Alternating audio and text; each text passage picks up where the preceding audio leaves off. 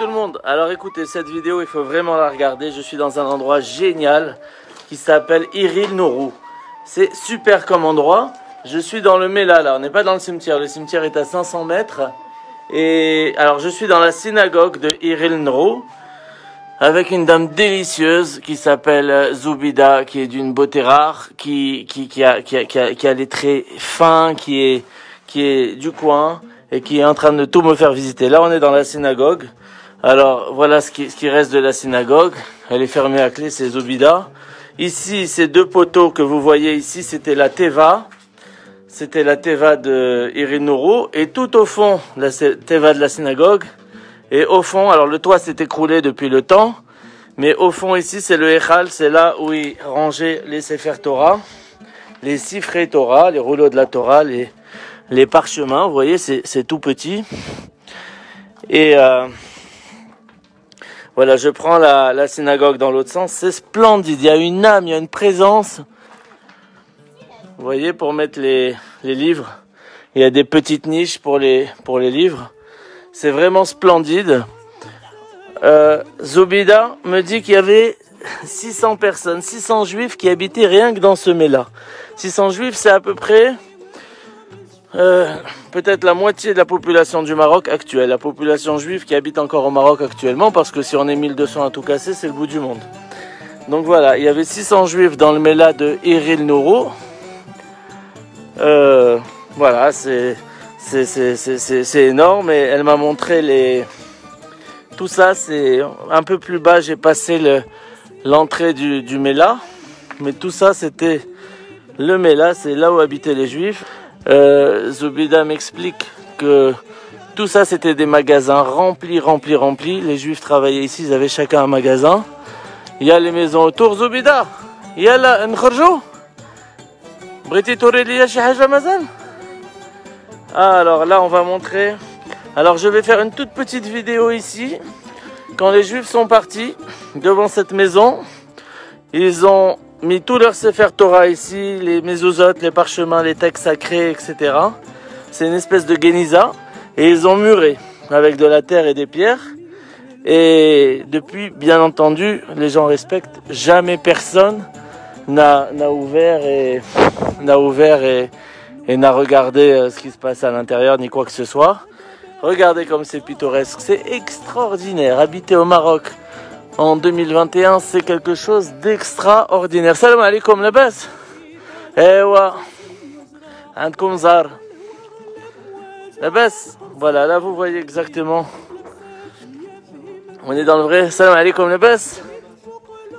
Ouldek. Là. On est. Vous voyez exactement. Si vous avez beau habiter à Toulouse, à New York, à Montréal, les grands-parents, les arrière-grands-parents, souvent ils viennent d'ici. Le paysage est à couper le souffle. Le soleil est couchant actuellement. Les gens sont gentils comme tout. Et là, à côté de la synagogue, c'était Dbiha, c'était l'abattoir, le Gourna. C'était là où il y avait les chochettes, qui égorgeaient la viande. Tout au bout, on voit un borge, là, un ksar, tout en haut. Le rabbin s'appelait Warouk. Le rabbin Baruch. Warouk. C'est la communauté juive d'ici. C'est vrai, bravo Alex, super. Voilà, c'est Samir. Le bal fin kant? Ah, la porte était de l'autre côté. Wacha. نزلوا ولا ليبريتي سميتها ديك المراه اللي قلتي لي الدار ديال واحد المراه لحنا Myriam Ishoua. On est passé devant la maison d'une dame qui s'appelle, voilà celle-là, à gauche, qui s'appelle Myriam Ishoua, qui habitait ici. Bon, entre autres, il y a des noms qui reviennent depuis tout à l'heure, mais il y avait 600 personnes qui habitaient dans le Mela, donc c'est toute une ville, toute une économie dans un endroit minuscule. Salam alaikum. Et quand je suis arrivé, il y avait énormément d'enfants en train de jouer au foot. Ils se sont tous approchés de voilà la maison. Regardez les gens. Ouais, où ils habitaient.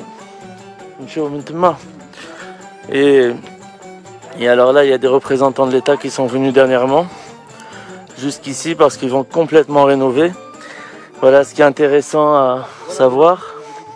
Ce qui est intéressant à savoir, c'est que depuis qu'il y a la normalisation, j'imagine qu'ils vont mettre le paquet pour rénover avec des petits musées, pour faire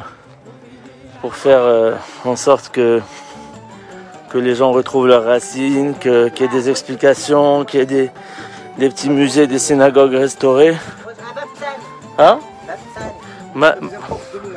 Ah, ici il y avait une porte, ici c'était l'autre entrée du Mela.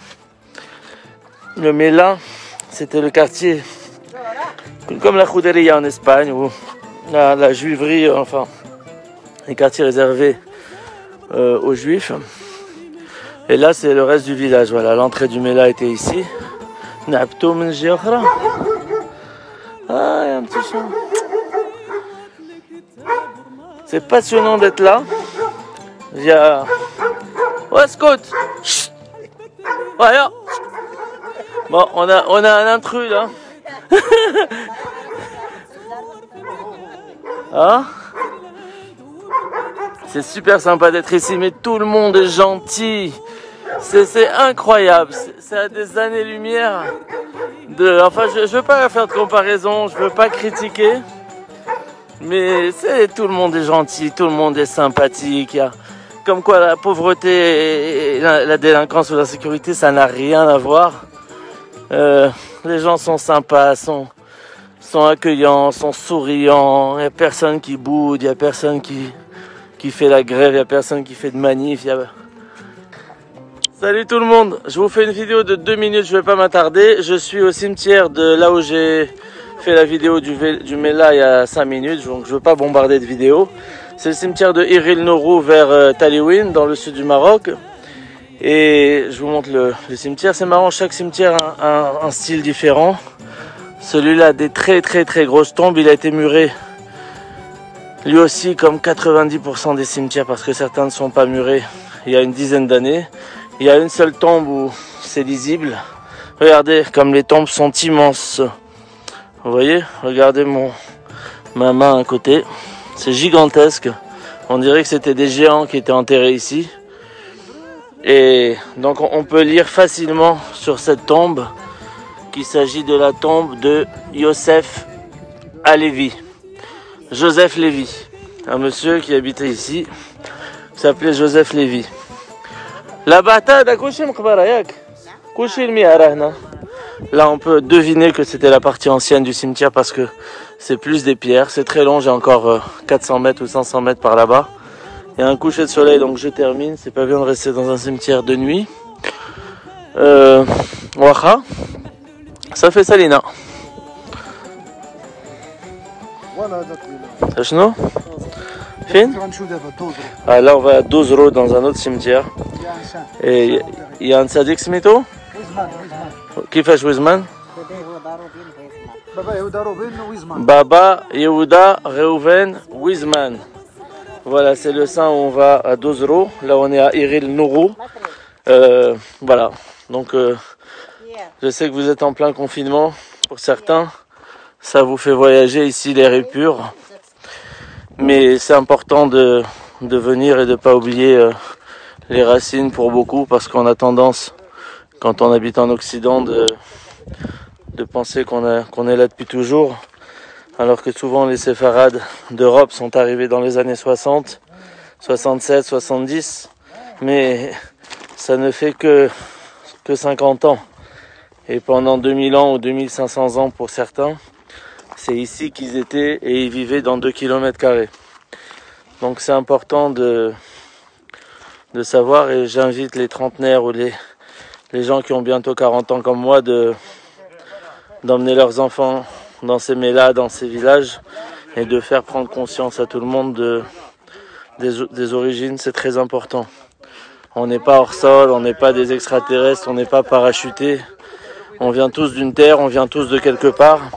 Il y a 2500 ans, on venait d'Israël. On vient de là-bas. On a jalousement conservé nos racines, nos textes sacrés, nos coutumes. Et les traditions marocaines on ne peut pas les effacer. 2500 ans ici, c'est fondamental. Ça forge une culture, ça forge une identité.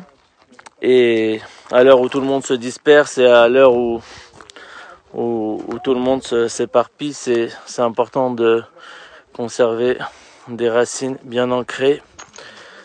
Donc je vous invite tous à venir et on va perfectionner ce groupe et cette chaîne YouTube avec en y mettant encore le lien des pratiquement 170 cimetières juifs répertoriés.